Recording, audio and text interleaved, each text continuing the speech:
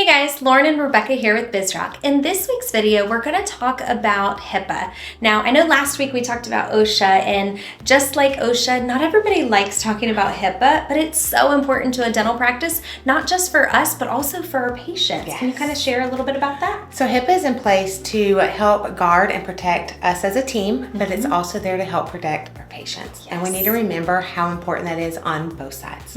So it's just like we were talking about in our OSHA last week. We need to have a HIPAA officer just like our OSHA officer. And in most offices, it is normally a lot of times the same team member, which is okay. So they can go to their class, they can learn all the new fun things that HIPAA has to offer that year, different laws that have been set in place for protection. That person in return will come back and train the team. So good. So it's just like with the OSHA binder. I want there to be a HIPAA binder, and it's going to have all the protocols for HIPAA for that year. And we just add to it. I like to have a little tab with the coming year on it, and then add to the new laws.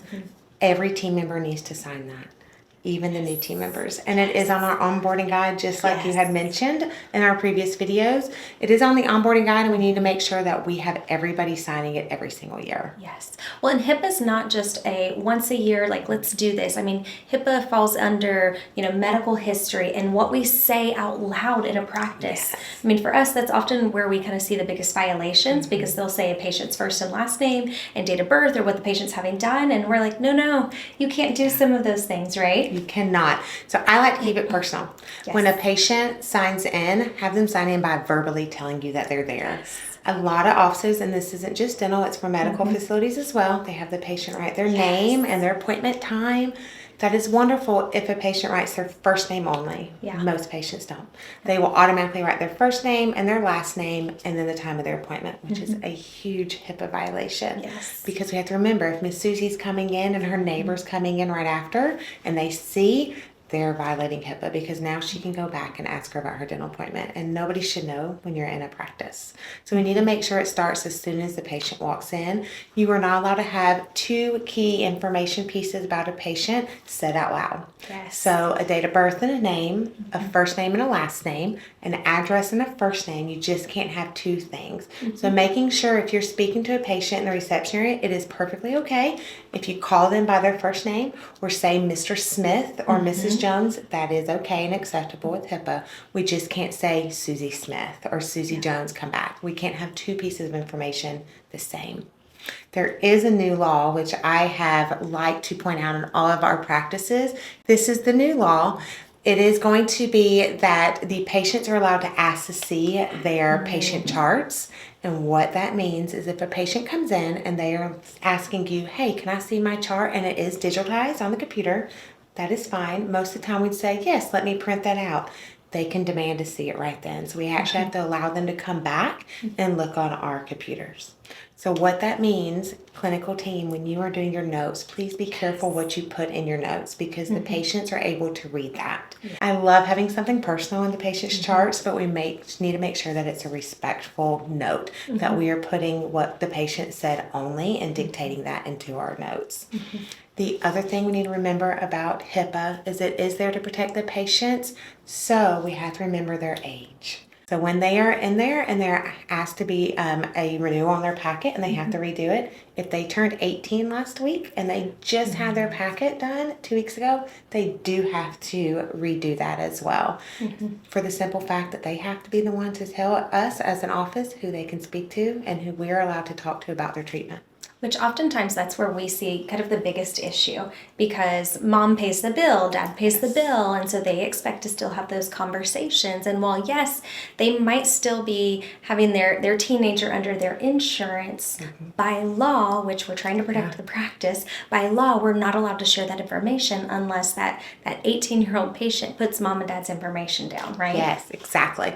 And it is hard because as children, you do not think that you need to write your parents' names down, but we do. So even if it's the parent's insurance and or the parent's credit card they are paying with, that does not give them legal right to ask questions about their child unless they are on their packet. Yes. So I always help guide my 18-year-olds.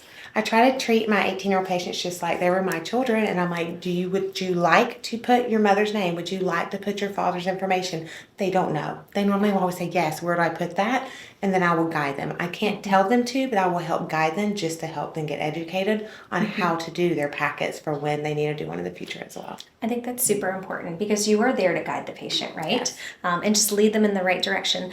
The last thing that I want to talk about when it comes to HIPAA is the screens. Now, I've seen it before. We've seen it before where we've got the full schedule with patient's information up, usually in the operatory.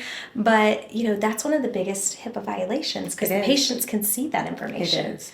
So you have two options. Most dental companies, the softwares, they will have a way for you to hide the patient's name. Some of it's Control H, which I think is great because it's Control HIPAA. Like you can remember that, and it will leave the appointments on the screen, but it will take off the patient's name. Or they have films that you can purchase. Amazon has them, and it's monitor privacy covers, and it literally looks like a tinted square that you just stick on your screen, and the only way to see it is if you're sitting directly in front of the computer. So if a patient turns around from a patient chair just to kind of glance behind them, they won't be able to see the information on the screen. If a patient gets up, because you do run into this, we have the happy patients that want to jump up and look at the schedule when you're trying to schedule them. If I'm unable to turn the screen away from them, I will do that as well. Patients are so kind and understanding. They just do it because they're excited and they want to look at the schedule and the calendar. And I just let them know that I can't have them looking at my screen when I'm scheduling. Yes. Well, it's a great way to educate them, but also let them know how important HIPAA is for our other patients. Yes. So I love that. Well, guys, hopefully you learned some additional tips and tricks, but if you need anything or if you need any guidance, please reach out to us. Sometimes if you don't have HIPAA or OSHA in your practice, it can be really overwhelming and you're like, where do I start? You start by reaching out. So send us an email, info@bizrok.com, and we'd be happy to guide you and direct you. Otherwise, as always, we can't wait to see you and serve you soon.